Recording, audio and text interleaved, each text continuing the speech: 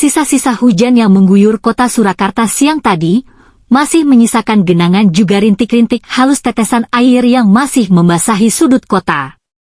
Udara juga terasa lebih dingin sore ini.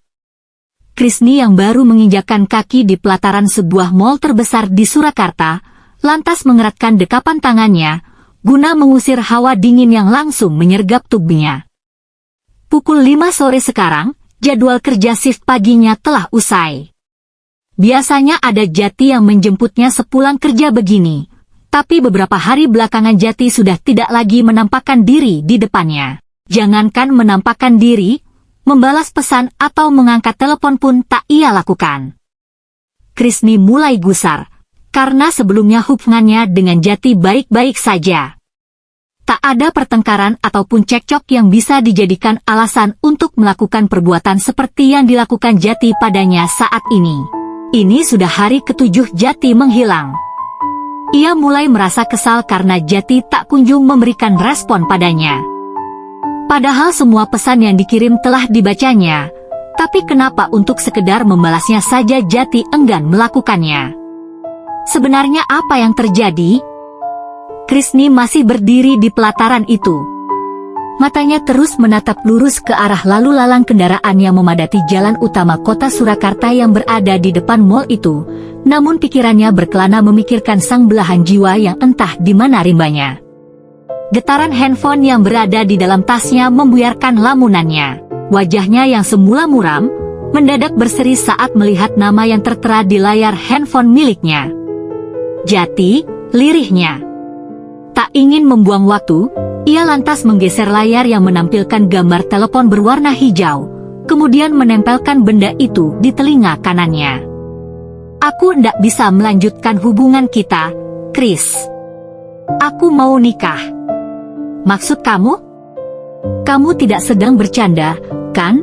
Tanya Krisni dengan senyum yang menghiasi wajahnya dan berharap apa yang dikatakan oleh Jati hanyalah prank saja. Namun tak bisa dipungkiri, di dalam sana degup jantungnya bertalu-talu tak karuan. Tidak, Kris. Aku tidak bercanda. 3 hari yang lalu aku dan keluargaku sudah datang ke rumah gadis itu untuk melamarnya. Maafkan aku. Aku benar-benar tidak punya pilihan lain. Krisni menarik nafasnya dalam-dalam sebelum bersuara. Setelah semua yang sudah kita lakukan, dan sekarang kamu bilang kamu mau menikahi wanita lain? Dan kamu Jat? Kamu anggap apa aku? Hah? Tak bisa ditahan lagi, tanpa sadar suara Krisni mulai meninggi berubah menjadi luapan emosi. Tanpa mempedulikan orang-orang yang berada di sekitarnya dan sedang menatapnya dengan tatapan bingung, Krisni melanjutkan ucapannya. Sekarang katakan, apa yang harus aku lakukan supaya pernikahan itu bisa batal, Jat? Ndak bisa kalau kayak gini, Jat. Kamu sudah janji, aku juga sudah memberikan semuanya buat kamu. Kalau kamu ndak bisa mempertanggungjawabkan ucapanmu, paling nggak kamu harus mempertanggungjawabkan perbuatanmu padaku. Air mata gadis itu mulai pecah. Orang-orang yang tadi menatapnya dengan tatapan bingung, kini berubah menatapnya dengan tatapan iba, setelah mendengar sepenggal kalimat yang diucapkan oleh Krisni pada lawan bicaranya pada sambungan telepon, ditambah dengan derayan air mata yang mulai membasahi wajah gadis itu. Maaf, Kris. Orang tuaku yang mengatur perjodohan ini. Aku tidak bisa nolak, ini juga demi kelangsungan usaha keluarga kami. Aku tidak bisa berbuat apa-apa, hanya aku harapan mereka satu-satunya. Jadi aku mohon padamu, mulai sekarang jangan hubungi aku lagi. Hubungan kita cukup sampai di sini. Tut, tut, tut. Telepon berakhir dengan pemutusan hubungan sepihak dari pihak Jati. Jat, halo. Jati, Jat. Tubuh Krisni membeku sesaat. Dunianya tiba-tiba terasa gelap, segelap langit Surakarta sore ini. Ayo bangun, Kris. Ini udah hari kedua kamu nggak masuk kerja tanpa izin yang jelas loh, ucap Niken pada Krisni yang sudah 2 hari belakangan ini tubuhnya terus bergelung di atas tempat tidur di kamar kosnya. Tidak makan, tidak mandi apalagi berangkat kerja.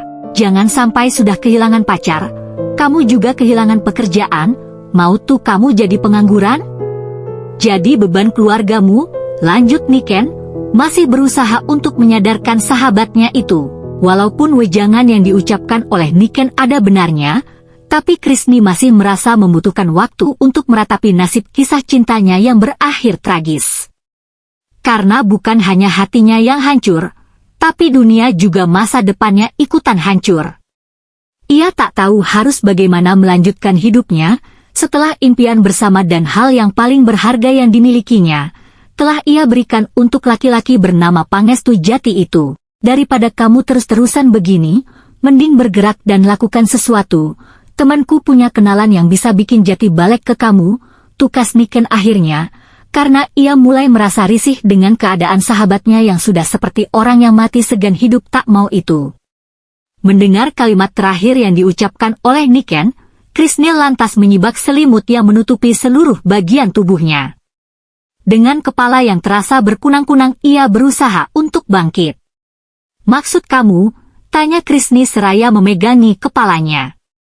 Keadaan gadis itu sangat memprihatinkan sekarang. Mata sembab, wajah kusut, rambut semrawut, bahkan pakaian yang melekat di tubuhnya adalah pakaian kerja yang ia kenakan dari 3 hari yang lalu. Niken menatap gadis di depannya itu dengan tatapan iba sekaligus kesal. Kesal karena merasa gadis di depannya itu terlalu naif. Padahal kalau dipikir-pikir, dengan wajah cantiknya itu ia bisa dengan mudah mendapatkan laki-laki tampan melebihi laki-laki yang sekarang meninggalkannya begitu saja itu. Tapi di sini ia justru mendapati sahabatnya itu terus-menerus terpenjara dalam kesedihan yang entah sampai kapan akan berakhir. Sangat menyedihkan. Iya, temanku punya kenalan Singya Sogowo Jati balik. Ayo Parani, ucap Krishni tak sabar. Tapi ada resikonya. Resiko apa? Aku juga ndak tahu, Kris, tapi ini bukan orang sembarangan. Apapun itu aku terima, Ken. Yang penting Jati Yeso balik. Bener. Krishni mengangguk mantap. Bahaya tapi, Kris. Bahaya opo? Krishni bertanya dengan alis bertaut. Pelet iki. Mau pelet, sihir, jaran goyang, opo weken, sing penting Jati Yeso balik. Kowe yakin? Tanya Niken sekali lagi. Tadinya ia hanya bercanda, tidak tahu kalau Krishni bakal benar-benar mengiyakan idenya itu. Aku hendak punya pilihan lain, Ken, jawab Krishni dengan kepala tertunduk terlihat frustasi. Pelet apa itu? Lanjutnya, kembali menegakkan kepalanya. Kembang kantil. Pelet seng yeso gawe wong lanang kintil karo kowe.